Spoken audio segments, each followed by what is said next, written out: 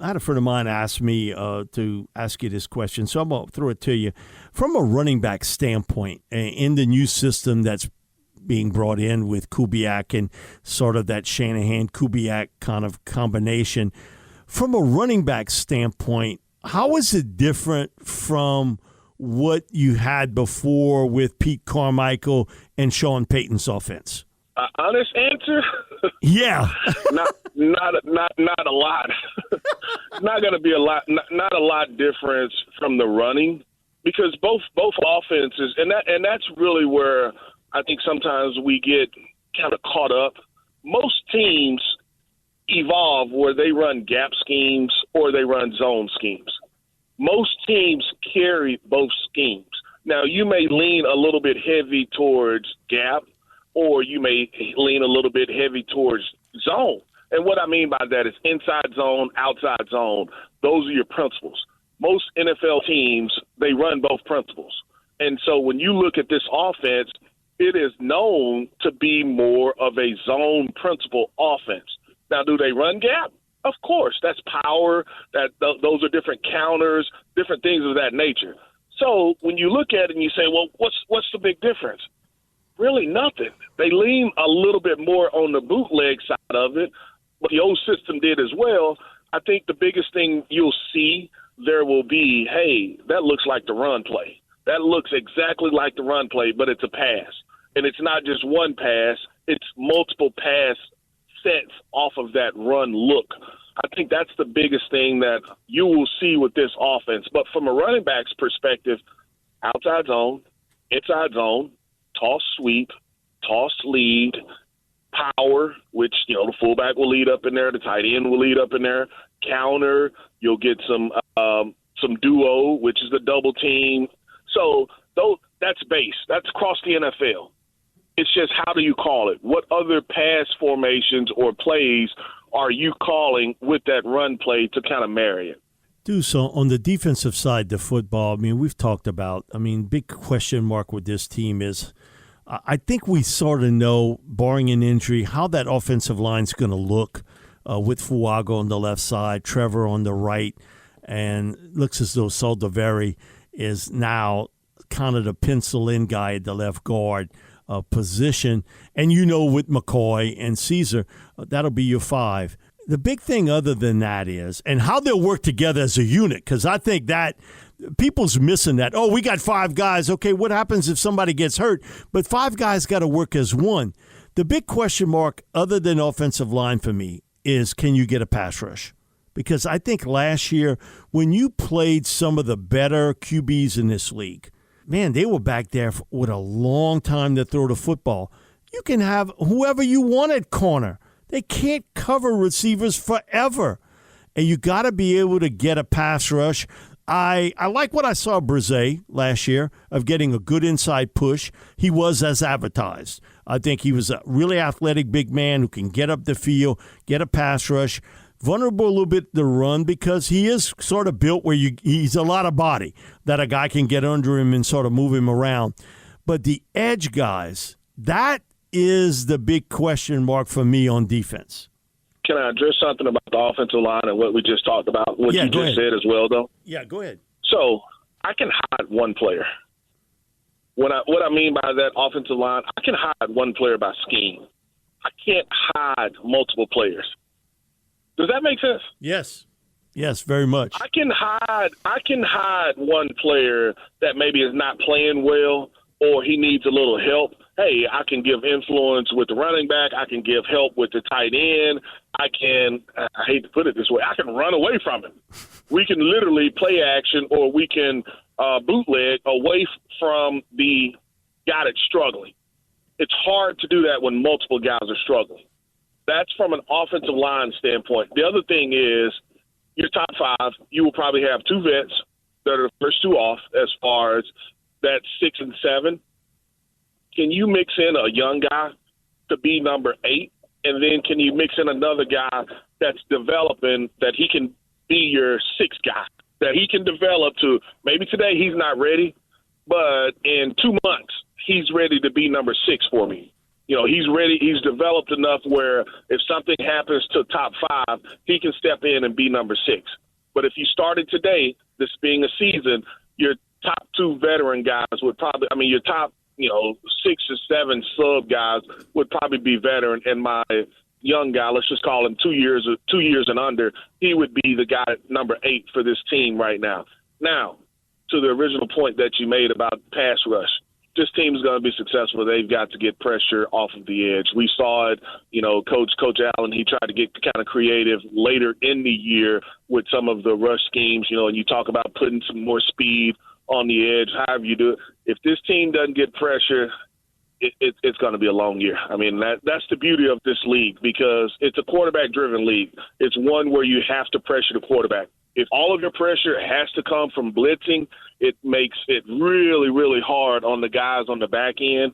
So this team has to figure out a way to get pressure on the quarterback, and you really want it to come from the edges. Yeah, you'll take inside pressure from your former number 1 pick, your tackle, but at the same time, you've got to figure out a way to get consistent pressure off of the edges. Deuce, I think during the OTAs and asked a question about Kendre Miller at running back, Coach Allen answered it with, he's just got to be more consistent with everything. I got exactly what he meant there. He's not just talking about what he's doing out on the field. He's talking about what he should be doing in the weight room, in the film room, getting his body in the best shape he can. He had that memorable line when they drafted him, we got him on, and I think it was you that asked him the question. He was like, no, I'm going to be the starter. And you was like, hold on, young buck. Hold on, young buck. I'm going to beat out Alvin Kamara. And you gave him that hold on, young buck. For Kendre, that growth period, and I got exactly what Coach Allen was trying to get across. That it wasn't just about what he had on field or what he was doing out on the field. There's other things involved with it too. Yeah, and it's really I can't even knock him for some of the stuff because the problem is you hadn't been healthy. That's the problem. You haven't been healthy enough to be able to show completely what you can do. We've seen spurts, we've seen moments, and it was a touchdown that he had the latter part of the season, and it's basically like, man, this kid did everything wrong on this play, and he still goes and scores. Yeah. So the power is there. The speed is there. He's an intelligent player where he can understand. He can make plays. He can make guys miss. He can punish. He's got to learn how to stay healthy. And so what do I need to do to get my body into the shape that it needs to be in? If I need to go and get extra treatment, if I need to go and get some prehab, if I need to even go ahead and have some type of scope or surgery or whatever it is, I am going to be willing to do that so I know I can be available every week. Because here's where you're at. You're almost to the point of, hey, let's just go get somebody else.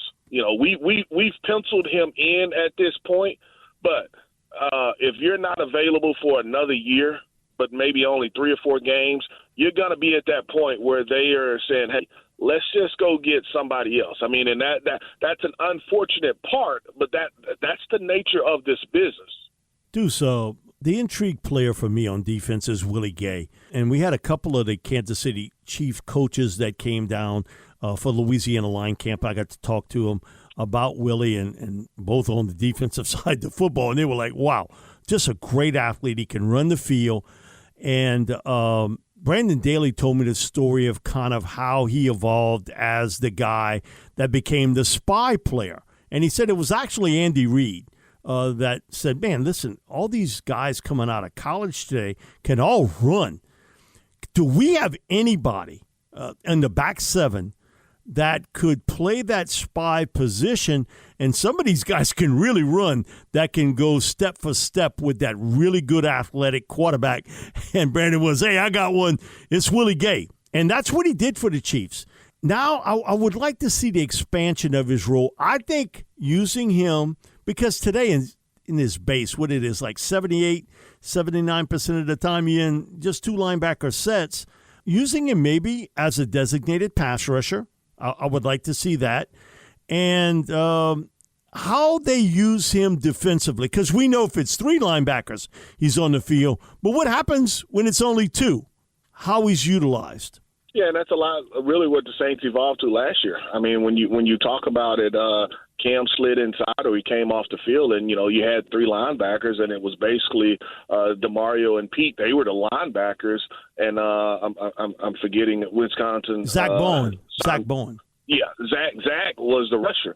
I can see Willie filling that same role. I can see it where they've got three down defensive linemen, and Willie is the extra. He's a defensive end lined up as a linebacker, and he's a guy that obviously can drop into coverage because he's a true linebacker, but he is quick enough, swift enough, and has enough moves where he can be a rusher off of the edge, and I think that's going to give them Saints some versatility.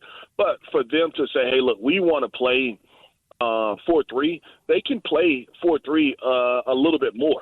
They can, because in the past they've always gone 4-2, and I think that's just what they felt comfortable. I think they'll be comfortable playing 4-3, particularly now. It's different if I'm going against 11 personnel and 3 receivers, but if I'm going against 12 with 2 tight ends or a team that wants to go 21, regular, a fullback and a tailback, then they're fine playing 4-3 defense because they can match up from a personnel and a speed wise. That's what this team didn't have a lot of, is just pure speed, and they got faster this offseason. You probably still want to add another piece to that puzzle that they have, but they did get faster this offseason. So, I think going back to his days at Starkville, just not even Mississippi State, going back to his days at Starkville, he would have probably been a pretty good running back if he wanted to be, on the next level. Deuce, one of the guys last year, he caught my eye early. We talked about him a lot, and he saw a lot of playing time last year at safety, and that's Jordan Howden. Now you want him to take that next step. I think we both agree with Jonathan Abram. He's much better closer to the line of scrimmage. I don't want to see him played real deep back there. But, in that short intermediate range, that's where Abram, from a coverage standpoint, he can help you. And we all know, he'll pop you. Howden's development, I think, is something to watch as training camp and the regular season comes around, because mentally he seemed to get it real quick for a rookie. He definitely gets it, and I think that, he'll have a spot. He'll be able to contribute. He'll be able to do some different things. But I agree with you. When you talk about just being able to put Jonathan in the box or just putting Jonathan on the field, you know exactly what you get. Jonathan hurts himself sometimes just because he brings the pain in a way that, man, you're going to hurt yourself instead of just hurting the ball carrier or the receiver. And so that's one of the things that has kind of hurt him over his career. But I think that he's a heck of a football player, and there's been times where they just left him out there. They let him play, and they let him, be able to rotate he and Tyron as far as deep and middle and however they rotated from a free to a strong aspect of it. But I think at the end of the day, it will be Howden's opportunity to show that I can handle this. I can handle being the guy that walks up into the box. I can handle being the guy that roams the deep third of the field, and it'll be a pretty good opportunity for him this training camp. Kool-Aid McKinstry, you and I both saw him play a lot in college, and thank God he's not playing college anymore, and he's with the Saints. But that's not a lot of guys that played at Alabama, started as a true freshman.